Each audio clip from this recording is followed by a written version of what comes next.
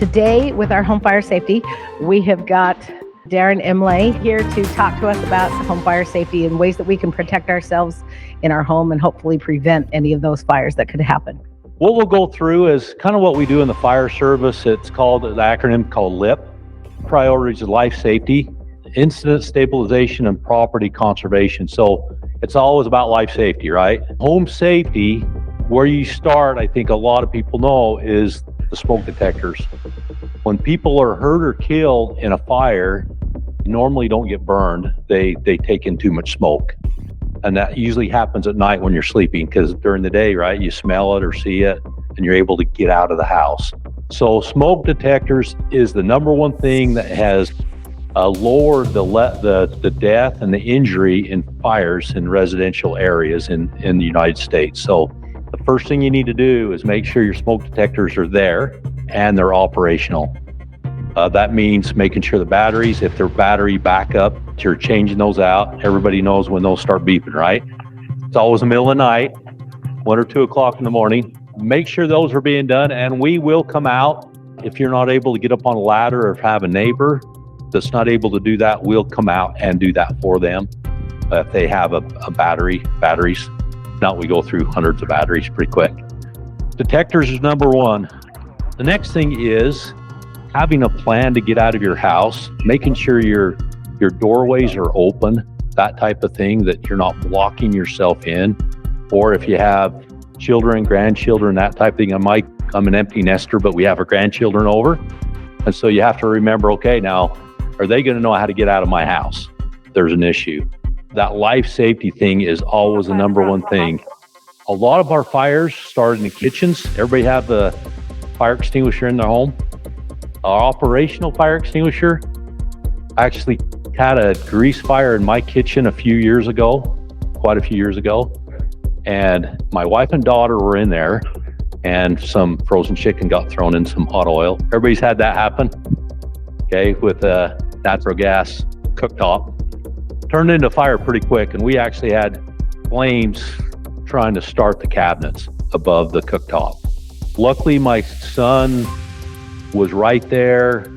I'll have to say my wife and daughter didn't react very well. He grabbed the extinguisher, put it out in like 2 seconds. So another few minutes and the cabinets would have been on fire. It would have been a lot worse still. So if you have an extinguisher, first thing, they have a gauge. So make sure it's in the green, the little arrow. And you want to 2 or 3 times a year pick that extinguisher up, tip it upside down, and shake it, pound on the bottom. Sometimes the powder chemical in there will get kind of caked if it's old. So shake it every once in a while. As long as it's showing that it's in the green, you're good. If you do use one, and so even a big one, if you use it one time, just for a second, that will bleed the rest of the pressure off eventually.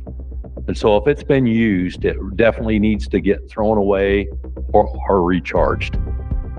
So depending on the extinguisher, if it's a metal one with a metal top, they will recharge those, but a lot of times you can buy them new for the same price. You can have them recharged.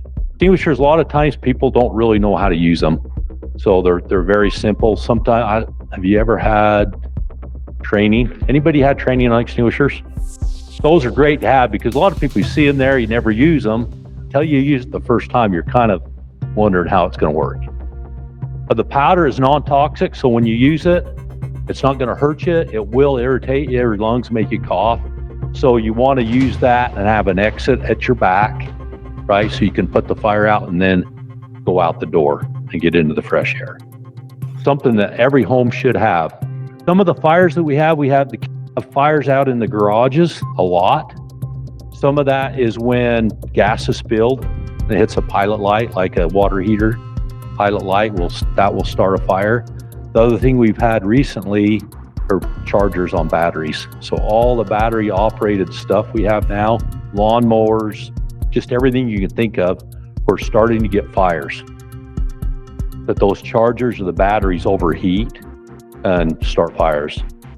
It's becoming a real problem across the U.S. that's becoming one of our major fire causes in residential areas. That's normal. The reason for that, those are going to go off all the time.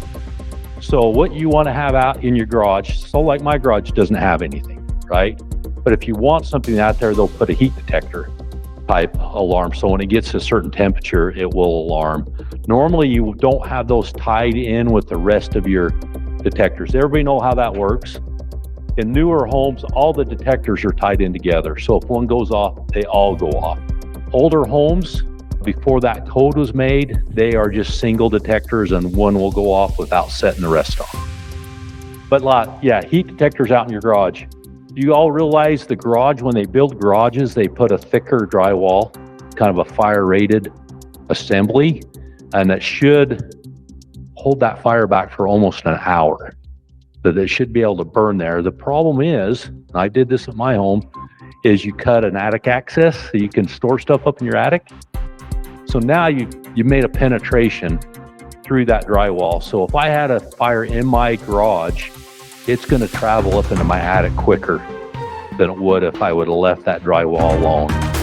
So if you make any alterations to your garage, make sure you can buy the hatches that you can pull down that are fire rated. So you can restore that fire rating pretty easily if you do have an issue out in your garage, water damage or whatever.